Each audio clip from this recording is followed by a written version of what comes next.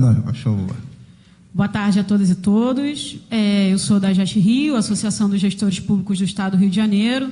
Agradecer ao deputado a oportunidade de estar aqui, mais uma vez participando da audiência.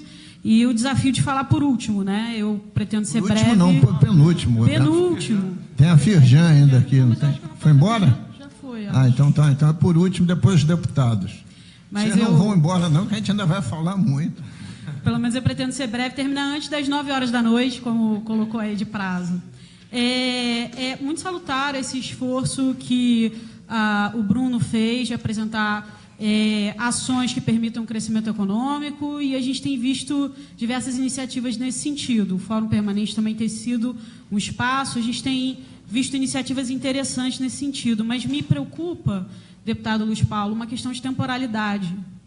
Todas essas medidas que estão sendo discutidas aqui, elas têm seu efeito positivo, tanto na economia quanto nas finanças do Estado, de médio e longo prazo.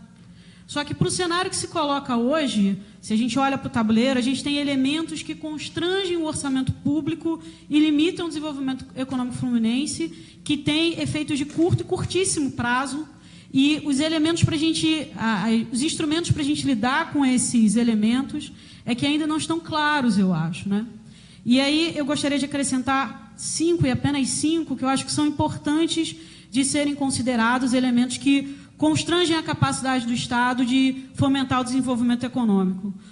O primeiro, e é importante destacar isso, o Bruno mencionou que nós temos visto o aumento da receita corrente líquida do Estado, e é verdade, se você pegar a execução da lei orçamentária de 2017 e 2018 e comparar, a gente identificou aumento da arrecadação tributária, inclusive própria, do governo do Estado, na casa de 10%.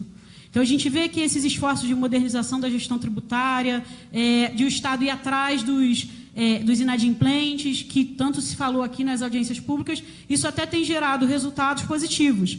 Mas o fato da gente ter um aumento da receita tributária própria não diminui o endividamento do Estado, a gente ainda tem uma despesa muito maior do que a receita e fica com esse ar de cachorro correndo atrás do rabo. A gente consegue aumentar um pouco a receita, mas é sempre insuficiente perante o nível de endividamento público e de despesas que o governo do Estado tem. Uma segunda questão essas despesas são altas e elas têm um problema muito grave, que uma parte considerável delas refere-se à função de governo previdenciária, que é uma questão que é muito difícil de ser resolvida e que a reforma previdenciária que está sendo discutida, talvez não gere tantos efeitos assim para diminuir, porque muito do que está sendo proposto pelo governo federal já foi implementado pelo governo do Estado há algum tempo. E é importante lembrar que, se você olhar o orçamento pelas funções de governo, a gente identifica que aproximadamente 1/3 das despesas orçamentárias são da função previdenciária. Então, a gente tem uma questão muito grave aqui.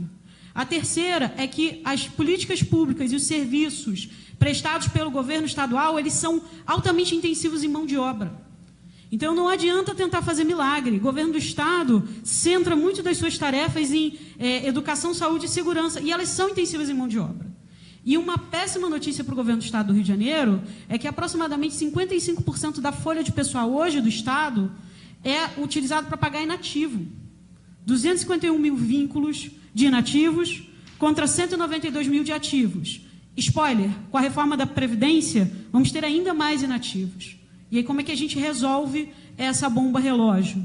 O quarto elemento, o Léo leu aqui as minhas anotações e já antecipou, que foi a reforma tributária que se avizinha, que de fato tem vários modelos, mas eu acho que é importante o seguinte: tem várias propostas sendo discutidas no Congresso, mas quais são os estudos que o Rio de Janeiro tem para entrar de maneira qualificada nesse debate quando as tensões dentro da Câmara e do Senado aparecerem?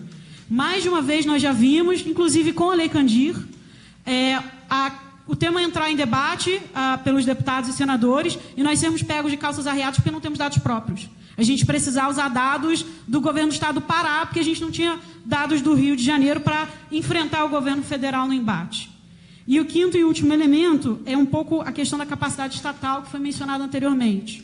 Nós não conseguimos fazer planejamento qualificado, planejamento regionalizado, se não tivermos carreiras de Estado estruturadas para dar conta desse planejamento. E aqui é importante ressaltar que as carreiras que lidam com um ciclo de políticas públicas, das quais eu sou parte, das quais a gente representa, são carreiras que têm um número muito pequeno de servidores, são 280 servidores para um universo de 192 mil servidores ativos do Estado, e que tem sido reduzido cada vez mais, uma vez que a realização de concursos tem sido suspensa em razão do regime de recuperação fiscal. Então, como é que a gente vai dar conta desse planejamento qualificado se não tem uma burocracia de Estado para fazer esse trabalho?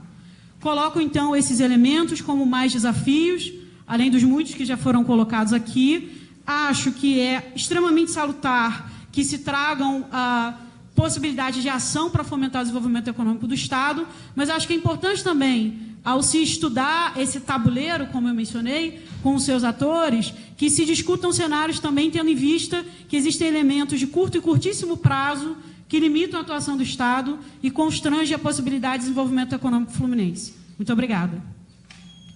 Obrigado, Ana Paula. Claro. Não, só para destacar que a Gest Rio faz parte da rede, né? Então, é importante destacar que a gente está bem afinado com essas questões que a doutora Ana Paula trouxe aqui. E, enfim, essa apresentação aqui ela não tinha objetivo, até porque senão ficaria muito maior, de discutir temáticas de institucional, né? De como remodelar questões ali, uma reforma do Estado dentro do Rio de Janeiro, né?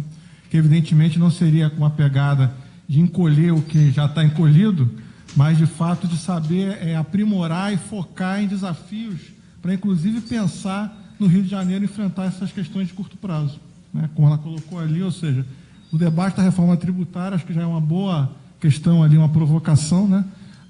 O Estado do Rio de Janeiro tem que fazer o seu dever de casa e apresentar um estudo, né? E aí mobilizar a classe política. Vamos ver se de fato a gente consegue isso, ou se então é um problema de criar uma área, né? Realocar pessoas, dar prioridade para isso dentro da máquina, né? Mas, em particular, acho que esse é um desafio que eu vejo muito, até como servidor da Universidade do Estado do Rio de Janeiro, como aproveitar melhor a UERJ para esse tipo de coisa. Articular a UERJ com o CEPERJ, com uma associação de gestores ou com áreas diretas da administração central ali, né, uma casa civil, uma coisa nesse sentido, né, para criar um conjunto de forças ali dentro do Estado, mas que deem ali clara prioridade para esses desafios.